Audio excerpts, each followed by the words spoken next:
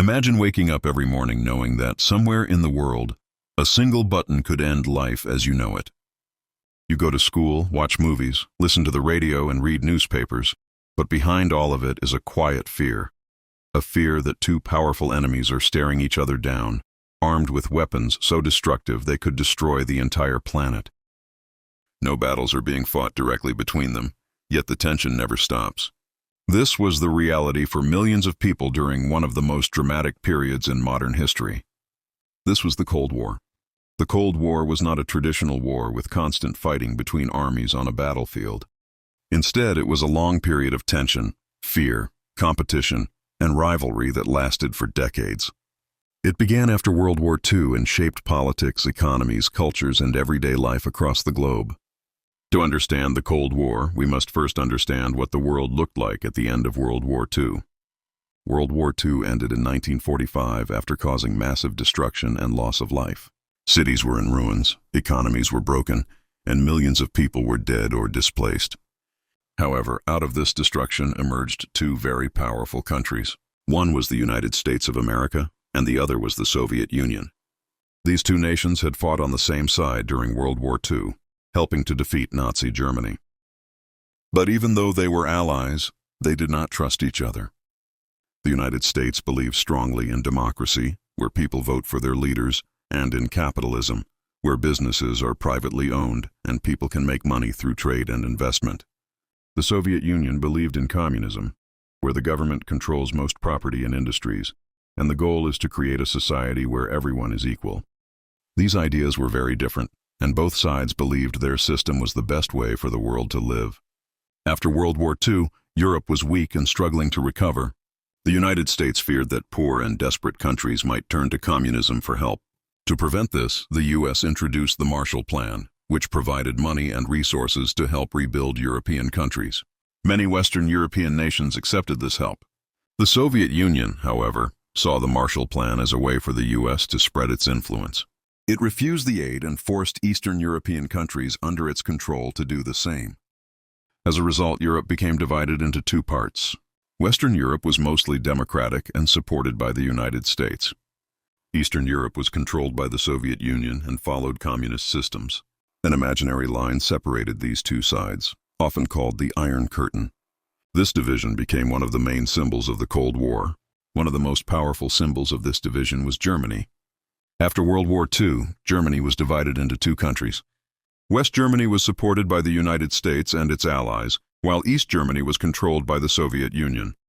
Berlin, the capital city, was also divided, even though it was located deep inside East Germany. In 1961, the Berlin Wall was built to stop people from fleeing East Germany to the west. Families were separated overnight, and the wall became a powerful symbol of Cold War tension. Even though the U.S. and the Soviet Union never fought each other directly in a full-scale war, they competed in many other ways. One major area of competition was military power. Both sides began building huge numbers of weapons, especially nuclear weapons. Nuclear bombs were far more powerful than anything the world had ever seen. The atomic bombs dropped on Hiroshima and Nagasaki in 1945 had already shown how devastating they could be. Soon, both sides developed even stronger nuclear weapons, including hydrogen bombs. The fear was that if one side used these weapons, the other would respond, leading to total destruction. This idea became known as mutually assured destruction. In simple terms, it meant that if one side started a nuclear war, everyone would lose. This fear helped prevent direct war, but it also kept the world in constant tension. The Cold War was also fought through proxy wars. These were conflicts where the United States and the Soviet Union supported opposite sides without fighting each other directly. One of the first major proxy wars was the Korean War. After World War II, Korea was divided into North Korea, supported by the Soviet Union and China, and South Korea, supported by the United States. When North Korea invaded the South in 1950, a brutal war followed. Millions died, and in the end, Korea remained divided, a division that still exists today. Another major proxy war was the Vietnam War. Vietnam was divided into a communist North and a non-communist South. The United States feared that if Vietnam became communist, other countries in the region would follow, like falling dominoes. This idea was called the domino theory. The U.S. became deeply involved in the war. but it turned out to be long, painful, and controversial. Millions of Vietnamese civilians and soldiers died, and many American soldiers lost their lives as well. In the end, North Vietnam won, and the country became communist. The Cold War was not only about weapons and wars. It also affected culture, science, sports, and everyday life. One famous example is the space race. Both the United States and the Soviet Union wanted to prove they were the most advanced nation. In 1957, the Soviet Union shocked the world by launching Sputnik, the first artificial satellite, into space. Many Americans feared that if the Soviets could send satellites into space, they could also send nuclear missiles anywhere on Earth.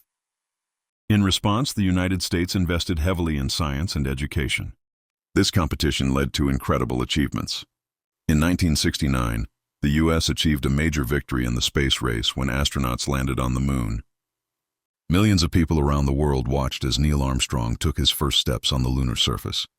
This moment became a symbol of technological and scientific success. Fear and suspicion were common during the Cold War, especially in the United States. Many people worried that communists were secretly working inside the country. This led to a period known as the Red Scare. Government officials investigated citizens, actors, writers, and even teachers, accusing them of being communists. Careers were destroyed, and many innocent people suffered because of fear and paranoia. Life during the Cold War was also shaped by the constant threat of nuclear war. In many countries, children practiced drills where they hid under desks in case of a nuclear attack. Governments built underground bunkers. Movies, books, and music often reflected themes of fear, spying, and survival. Spies became an important part of the Cold War, with both sides trying to steal secrets and gain advantages over the other. One of the most dangerous moments of the Cold War came in 1962 during the Cuban Missile Crisis. The United States discovered that the Soviet Union was placing nuclear missiles in Cuba, just a short distance from American shores. For 13 days, the world held its breath. Many believed nuclear war was about to begin. In the end, leaders on both sides reached an agreement. The Soviet Union removed the missiles from Cuba, and the U.S. promised not to invade the island. This crisis showed just how close the world had come to disaster. After the Cuban Missile Crisis, both sides began to realize the importance of communication. They set up a direct phone line between Washington and Moscow, often called the hotline, to reduce the risk of misunderstandings. Over time, there were also attempts to limit the number of nuclear weapons through agreements and treaties. This period of reduced tension became known as détente. Despite these efforts, the Cold War continued. The Soviet Union maintained control over Eastern Europe, often using force to stop uprisings. In 1956, Soviet troops crushed a rebellion in Hungary. In 1968, they did the same in Czechoslovakia. These actions showed that the Soviet Union was determined to keep its influence, no matter the cost. Meanwhile, problems were growing inside the Soviet system itself. The communist economy struggled to provide goods and opportunities for its people. There were shortages of food and basic supplies. Many citizens felt frustrated and powerless.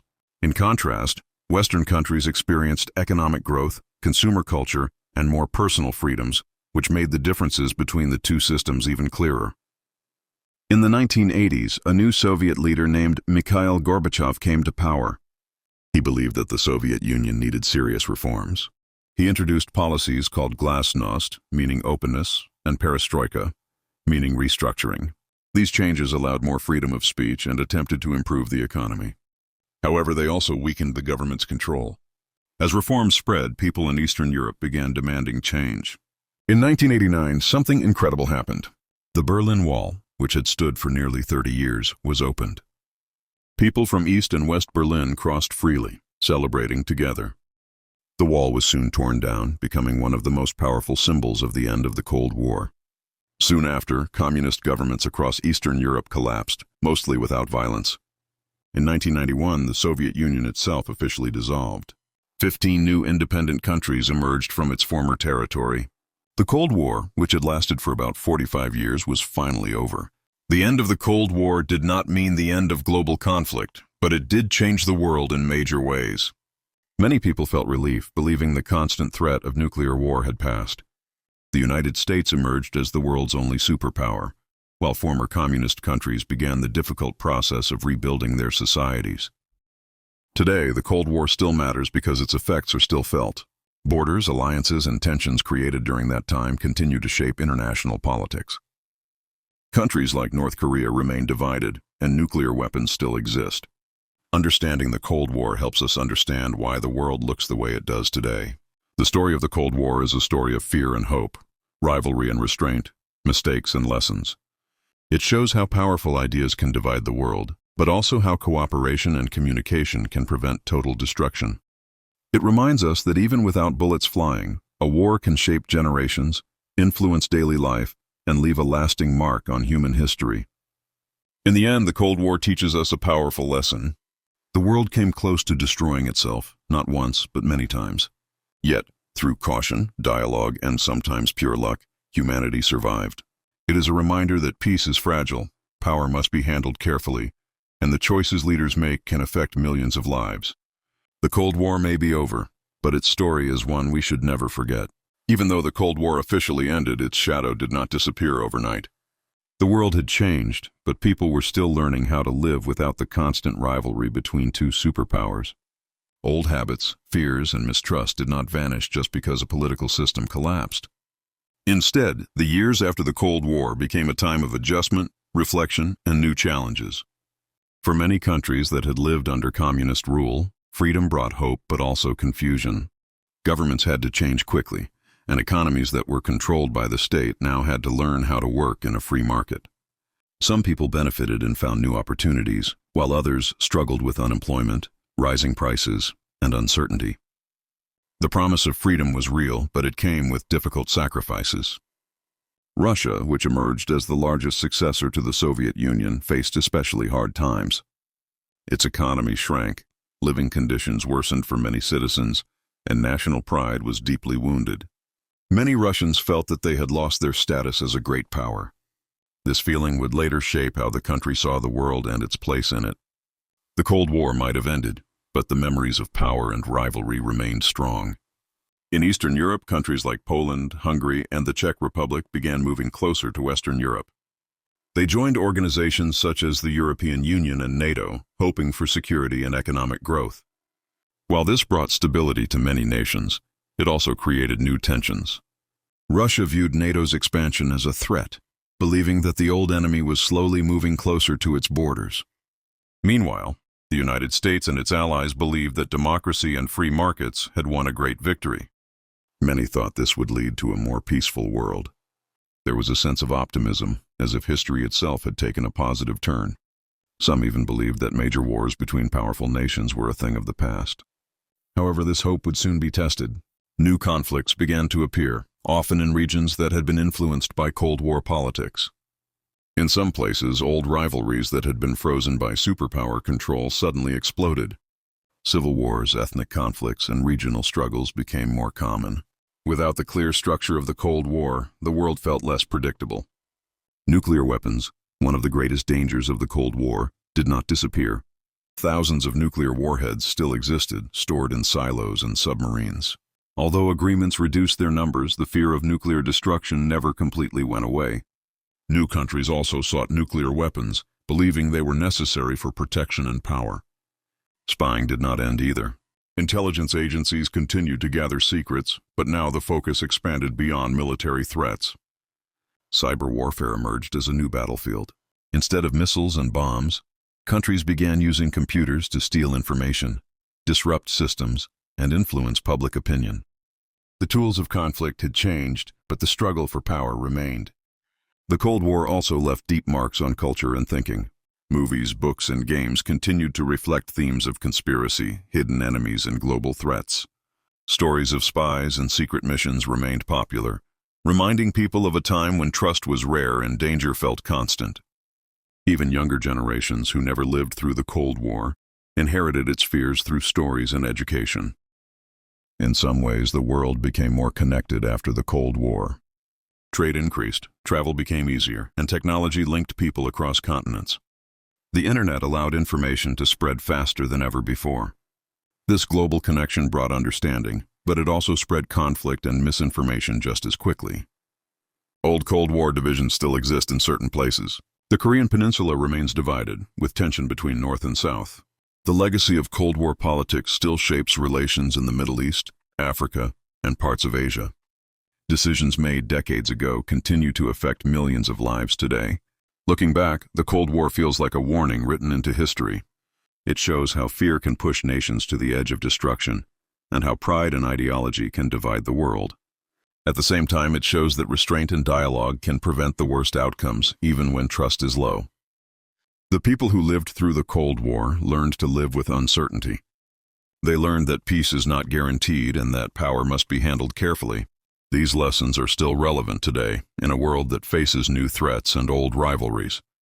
The story of the Cold War does not truly end with the fall of the Soviet Union. It continues in memories, borders, alliances, and attitudes.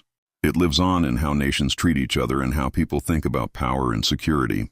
The Cold War may belong to the past, but its lessons belong to the future. And so, as the world moves forward, the Cold War stands as a reminder.